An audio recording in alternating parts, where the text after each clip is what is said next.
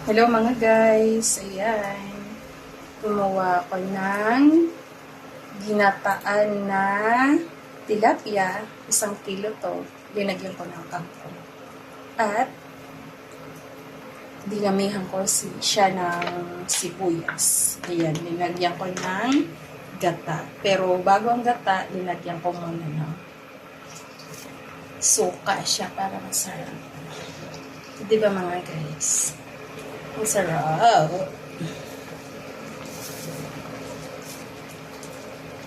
Bali, dinner namin to at baon ng asawa ko bukas yung iba sa kusina.